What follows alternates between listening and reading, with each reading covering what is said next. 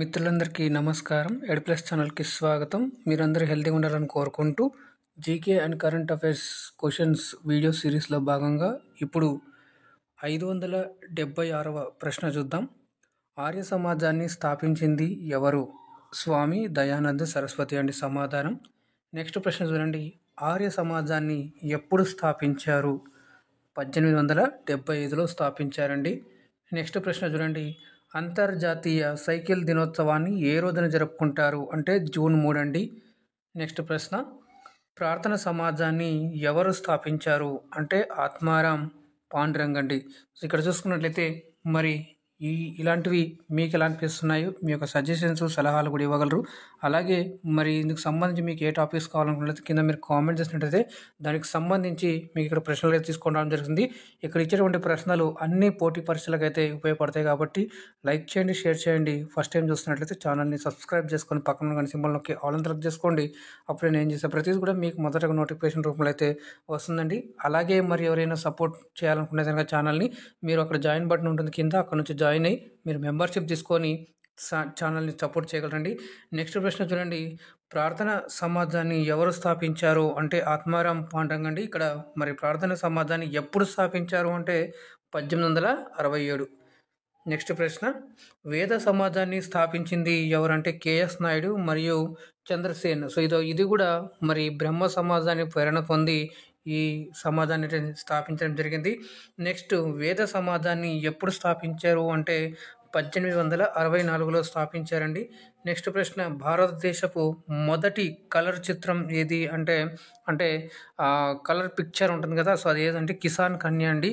Next చూసుకున్నట్లయితే కనుక మనకి ఇక్కడ సింబల్బరా జాతీయ ఉద్యానవనం ఎక్కడ ఉంది? అంటే హిమాచల్ ప్రదేశ్ అండి. సో ఇక్కడ మీరు ఏ పోటీ పరీక్షకు ప్రిపేర్ అవుతున్నారు కింద మీరు కామెంట్ చేయగలరండి. సో దానికి తగ్గట్టుగా మరి అలాంటివి ఇక్కడ మనకు మామూలుగా ఇంతకుముందు అడిగినటువంటి ప్రశ్నలు ఏ విధంగా అడుగుతున్నారు ఇక్కడ మీకు తెలియజేస్తూ క్వశ్చన్ ఎలాగైనా అడగొచ్చండి. సో మనం అన్నీ కూడా అవగాహన ఉంటాయి. కాకపోతే మనకి ఎలా అడిగినా మనం ఆన్సర్ చేసేటట్టు ఉండాలి కాబట్టి ఇక్కడ అతి తక్కువ టైంలో మీకు ఎక్కువ క్వశ్చన్లు అందించే ప్రయత్నం అయితే చేస్తున్నానండి.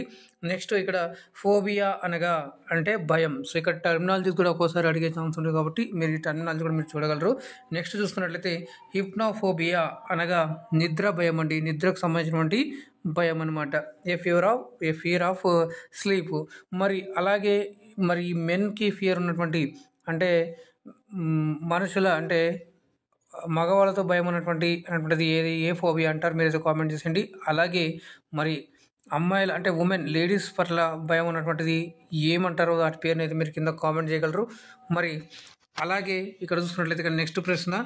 సాకర్ అనగా ఫుట్బాల్ అండి ఇక్కడ. నెక్స్ట్ చూడండి.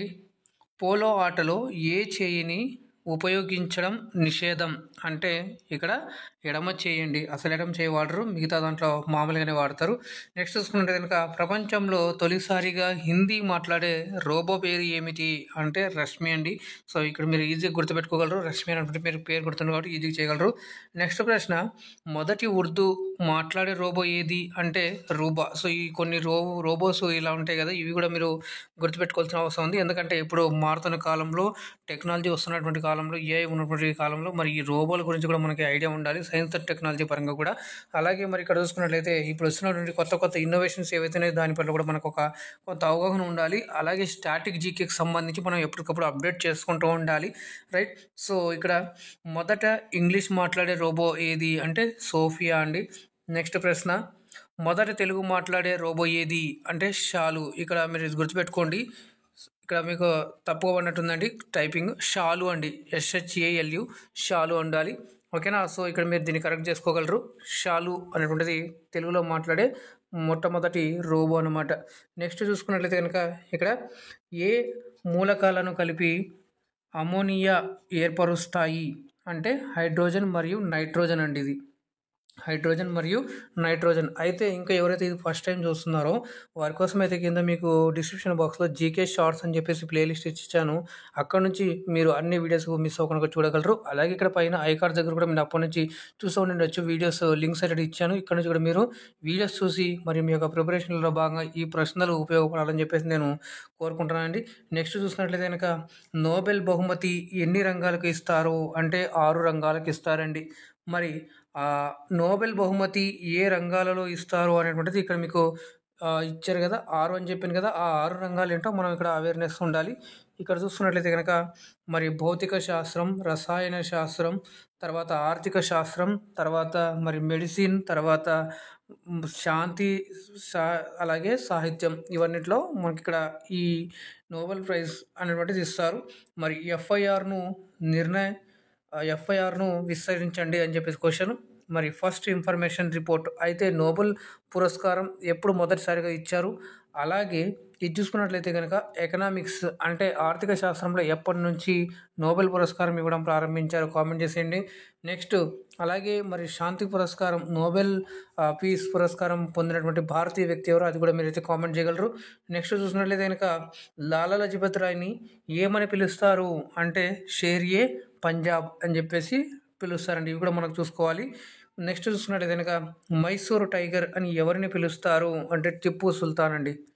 నెక్స్ట్ క్వెషన్ చూసుకున్నట్లయితే కనుక తెలుగు ఏనుగుల భూమి అని ఏ దేశాన్ని పిలుస్తారు అంటే థాయిలాండ్ అండి. థాయిలాండ్ అంటే మీకు గుర్తు రావాల్సింది ఇప్పుడు రీసెంట్‌గా మిస్ వరల్డ్ 2025 కదా! సో, హైదరాబాద్‌లో జరిగాయి.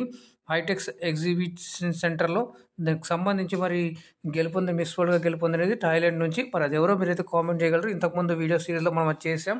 కరెంట్ అఫైర్స్‌లో కూడా భాగంగా మనకి ఇదైతే ఉండాలి. అలాగే 2024 ఏదైతే మరి మిస్ వరల్డ్ పోటీలు జరిగాయో అవి ఎక్కడ జరిగాయో కామెంట్ చేయగలరు. అలాగే ఇప్పుడు జరిగినటువంటి 70 ఎన్నోది మీరు కామెంట్ చేయండి. నేను చెప్తాను. అయితే మీరు కామెంట్ చేయండి.